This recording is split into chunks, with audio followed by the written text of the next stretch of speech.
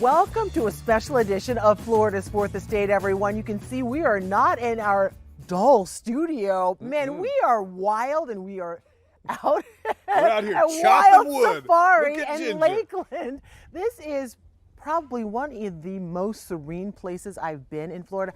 I don't even feel like I'm in Florida. Welcome to Florida's Fourth Estate. I'm Ginger Gadsden. Yeah, I'm Matt Austin. It's like we're out here in the Serengeti. Yes. We're going to show you a place that you wouldn't maybe believe is in Central Florida. It's got animals from Africa, glamping setups that have been flown in from Africa as well, and a character who decided, hey, you know what?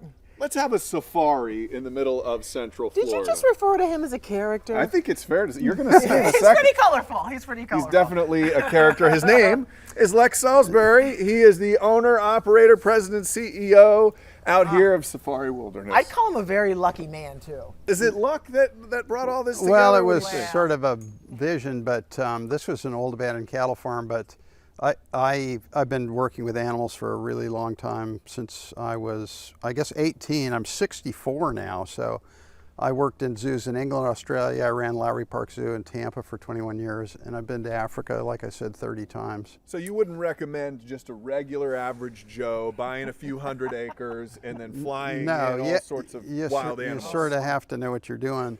The thing that I liked about Central Florida is it's very similar to Africa in many ways, and it's being developed crazily. There's like 1,000 people a day moving here, 22 million people living here now. And this area around the Green Swamp, which a lot of people don't know, is the second largest wilderness area in Florida after the Everglades. It's about the size of Rhode Island here, and it's preserved land that won't be developed, and it's where 5 rivers start: Withlacoochee, Ocklawaha, Peace, Hillsborough, Anclote, all start here.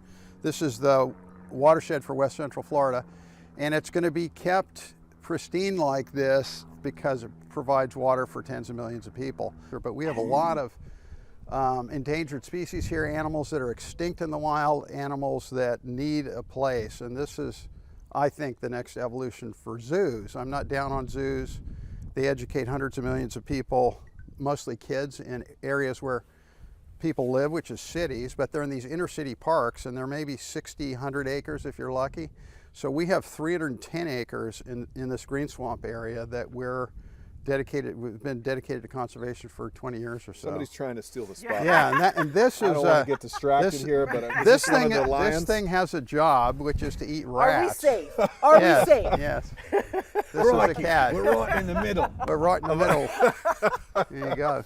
So, Ginger, I just think that, I love that there's so much space. When you talk about 310 acres, some 600 animals out here. Yeah, right? we have 2 places. This is Safari Wilderness, and this morning I came from the other place that we have, which is our sister facility called Giraffe Ranch in Dade City, and it's at the northern end of the Green Swamp. So we have these 2 places. That's 50 acres. This is 260, and rather than develop it, we just enclosed it in double 8-foot Bonox fence like this from that was developed in South Africa, believe it or not, and put in animals, and we let them do their thing, sort of thing. So as someone who's been, you've been to Africa more than 20 times, right? Yeah. So how are you able to bring some of the savanna here to Central Florida? Well, it already exists here, and the thing is, I'm being educated by going there and seeing how the Africans do things, which is not put animals in inner city parks. They have them in these big,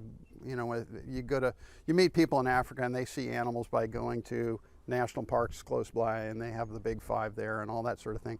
There are still zoos in those cities, which are important for people that can't get out there. But believe it or not, the big 5 in Africa, most of them used to live here. If you go to any natural history museum, you can see the dioramas of the animals that lived in Florida. Lions are from here, cheetah are from here, elephants are from here, rhino are from here. you're telling me cheetah's been in Florida? Yeah, camels evolved in North America. Tapirs, there was a beaver the size of a bear here. There was a bear the size of a horse. There was an armadillo the size of a Volkswagen Bug that all lived in Florida. I'm sorry, I'm glad they're not here right now. Yeah.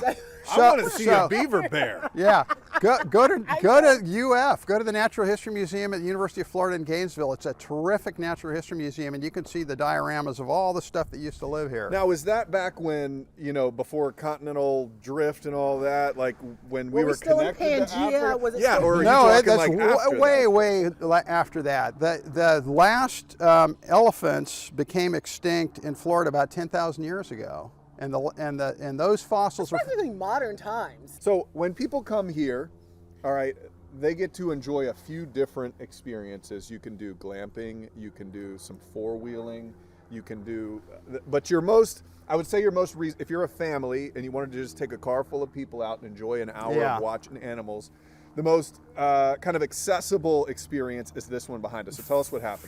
Financially, we have 5 different ways you can come here and visit. The least expensive and a very cool primer if you just want to see what it's like. You can take 7 people, put them in a vehicle, come here.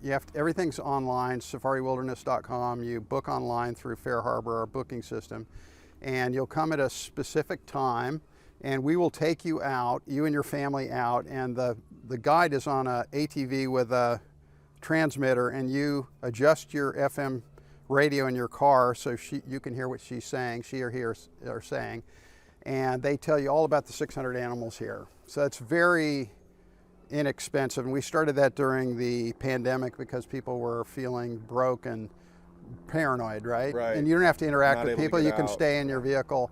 And that, ironically, has really turned into the biggest revenue earner of all the safaris here because it's so affordable to people. Yeah. So you can do it that way. You can get on our vehicle. What we're going to do in a minute is get on one of our vehicles. I feel like you're just being greedy right now. Okay, one more. And you're going to be able to get a one-on-one guided tour. Like when you went to Africa, you had a driver guide who told you all about the animals, and they weren't talking over a microphone, which kills the intimacy of that thing. The whole thing that's cool about a safari in Africa is that you feel like you're part of the food chain, man. You could be. And you are part of the food chain. And those guys are protecting you, and they're taking you out into areas, and it's a very safe experience, but it's very controlled, and you're living in the moment. And a lot of people really connect with Africa. That's where everybody's from. All of our species came out of Africa about 75,000 years, hit the Tigris Euphrates, some went right, became Asian, some went left, became Caucasian, but It is a cradle of civilization. yeah. I have never met someone, I don't think, who has such passion for Africa.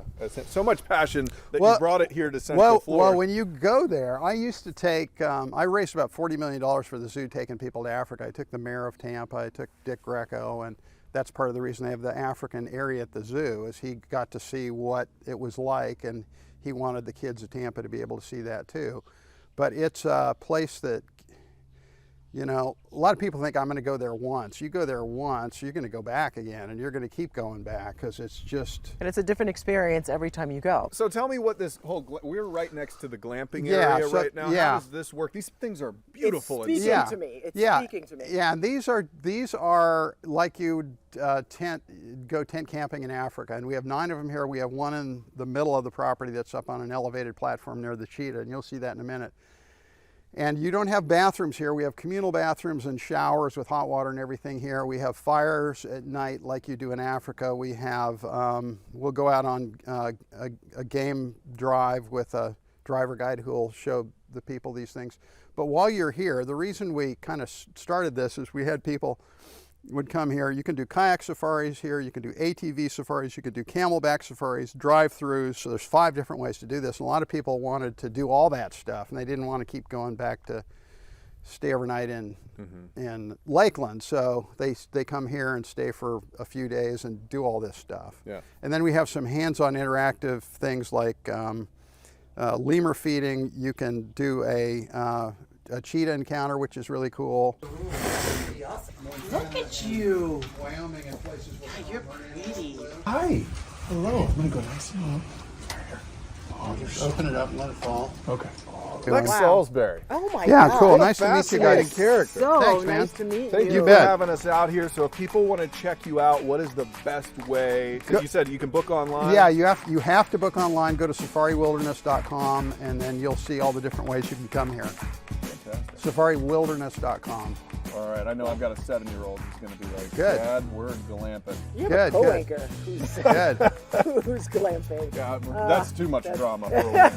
Can't have you both. All right. I Thank hope you. you've enjoyed this because it is unlike any other place we've experienced in Florida, and we hope you get a chance to check it out. You know, spring break's coming, summer's coming. It's just something great for the entire family. Get out here while the weather's cool. Oh, I think. yeah. All right. Thanks for watching this edition of Florida's Fourth Estate, or listening, if that's your thing. We appreciate you. We'll see you again next week. Bye.